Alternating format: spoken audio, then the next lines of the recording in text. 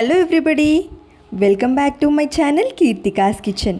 ఈరోజు వీడియోలో మనందరికీ తెలిసిన పెప్పర్ చికెన్ ఫ్రై కాకుండా కాస్త డిఫరెంట్గా ఆనియన్స్ పచ్చిమిర్చి వాటర్లో ఉడికించి ఈ పెప్పర్ చికెన్ ఫ్రై ఎప్పుడైనా ట్రై చేశారా? లేకపోతే ఈ వీడియో చూసి ట్రై చేసేయండి. ముందుగా కడాయి పెట్టుకొని ఇందులో ఒక గ్లాస్ వరకు వాటర్ పోసుకోవాలి. ఈ వాటర్ పోసుకున్న తర్వాత ఇందులో చిన్నవైతే 2, పెద్దదైతే 1 ఆనియన్ ఇలా పెద్ద ముక్కలుగా కట్ చేసేసుకొని ఆనియన్స్ ఇందులో వేసేసుకోవాలి. నెక్స్ట్ పచ్చిమిర్చి కూడా ఒక 6 నుంచి 7 పచ్చిమిర్చి ఇందులో వేసేసుకోవాలి. మనం ఇందులో కారం వేయము, జస్ట్ పెప్పర్ ఇంకా పచ్చిమిర్చి ఈ 2 మాత్రమే వేస్తాము. ఇక ఈ ఆనియన్స్ పచ్చిమిర్చి సాఫ్ట్గా అయ్యేంత వరకు ఉడికించుకోవాలి. ఈ వాటర్ పూర్తిగా ఎగిరిపోయేంత వరకు ఉడికించుకొని ఇక ఇవి పూర్తిగా చల్లారిన తర్వాత మిక్సీ జార్లో వేసి ఫైన్ పేస్ట్గా గ్రైండ్ చేసేసుకోవాలి. ఇప్పుడు 1 కప్పు పెరుగు వేరే ఒక బౌల్లోకి తీసుకొని 2 టేబుల్ స్పూన్ల ధనియా పౌడర్, 1/2 టేబుల్ స్పూన్ జీలకర్ర పొడి, అదేవిధంగా 1 tablespoon black pepper powder వేసేసుకోవాలి. ఇంకా టేస్ట్కి సరిపడా సాల్ట్, 1/2 టేబుల్ స్పూన్ పసుపు వేసేసుకొని ఇక ఈ మసాలాస్ అన్నీ ఈ పెరుగు మిక్చర్లో కలిపి పక్కన పెట్టుకున్నారనుకోండి, చికెన్ ఫ్రై రెసిపీకి సగం రెసిపీ ప్రాసెస్ అయిపోయినట్టే. ఈ ఒక్క మసాలానే వేస్తాము, ఇంకేమీ కూడా మనం ఇందులో యాడ్ చేయమన్నమాట. ఇప్పుడు ఇది పక్కన పెట్టేసి కడాయి పెట్టుకొని ఇందులో ఒక 2 టేబుల్ స్పూన్ వరకు ఆయిల్ వేసేసుకోవాలి. ఆయిల్ వేసేసుకొని ఇక్కడ నేను ఈ రెసిపీ కేజీ చికెన్తో చూపిస్తున్నాను. చికెన్ని 2-3 సార్లు సాల్ట్ వాటర్తో శుభ్రంగా వాష్ చేసేసుకొని అస్సలు వాటర్ లేకుండా ఈ కడాయిలో వేసేసుకోవాలి. ఇక ఇప్పుడు లో టు మీడియం ఫ్లేమ్లో పెట్టుకొని చికెన్ని ఉడికించుకోవాలి. చికెన్లో వచ్చే వాటర్తోనే ఈ పీస్ కంప్లీట్గా కుక్ అయిపోతుంది. ఇలా మధ్యలో కలుపుతూ చికెన్లో వచ్చే వాటర్తోనే పీస్ని మొత్తం ఉడికించుకోవాలి. ఒక 2 to 3 మినిట్స్ ఉడికిన తర్వాత చికెన్లో వాటర్ మొత్తం ఊరుతుంది. చూడండి, ఇలా వాటర్ మొత్తం ఊరుతుంది కదా. ఇప్పుడు ఈ వాటర్లో చికెన్ పీస్ ఉడికేసరికి మనకు పీస్ కలర్ చేంజ్ అవుతుంది. మధ్యలో కలుపుతూ ఒక 2 to 3 మినిట్స్ ఉడికించుకున్నారనుకోండి, పీస్ కలర్ ఈ విధంగా చేంజ్ అవుతుంది.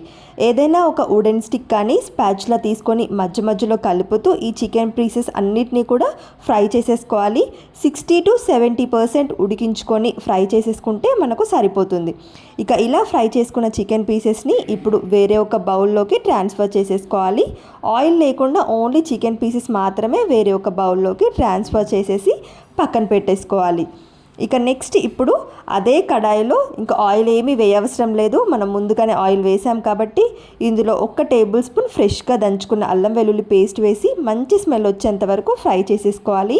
ఇప్పుడు మనం ముందుగానే ఆనియన్స్ ఇంకా పచ్చిమిర్చి వాటర్లో ఉడికించాం కదా, ఇవి సాఫ్ట్ పేస్ట్గా గ్రైండ్ చేసేసుకొని ఈ సాఫ్ట్ ఆనియన్ పేస్ట్ ఇందులో వేసేసుకొని ఆయిల్ పైకి తేలేంత వరకు 2 to 3 మినిట్స్ ఫ్రై చేసేసుకోవాలి.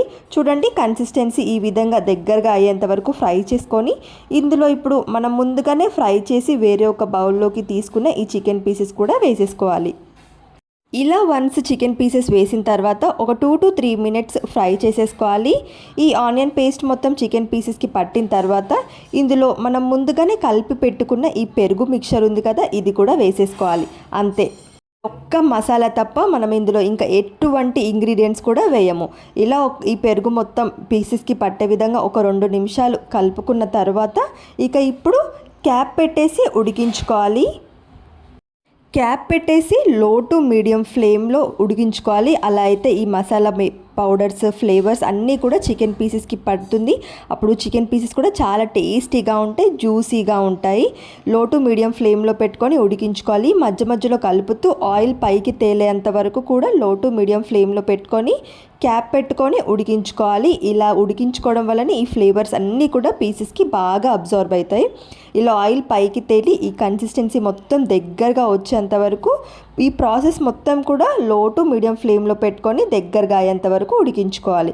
ఇక ఇప్పుడు ఫైనల్గా 1/4 tablespoon black pepper powder వేసేసుకొని ఫైనల్గా కొత్తిమీర వేసేసారనుకోండి, మన tasty pepper chicken fry ready అయిపోయినట్టే. ఈ ప్రాసెస్లో మీరు ఎప్పుడైనా కనుక ట్రై చేశారా? ఒకవేళ ట్రై చేయకపోతే తప్పకుండా ట్రై చేయండి. చాలా టేస్టీగా ఉంది. డైరెక్ట్గా అయినా తీసుకోవచ్చు, లేదా సైడ్ డిష్గా ఉంచుకొని రసంలో సాంబార్లోకి కూడా చాలా టేస్టీగా ఉంది. ఈ ప్రాసెస్లో మీరు ట్రై చేయండి. ట్రై చేసి ఎలా వచ్చిందో కామెంట్ సెక్షన్లో చెప్పండి. వీడియో కనుక నచ్చితే లైక్ చేసి ఇలాంటి మరిన్ని ఇంట్రెస్టింగ్ రెసిపీస్ కోసం ఛానల్ని సబ్స్క్రైబ్ చేయండి. Thank you for watching.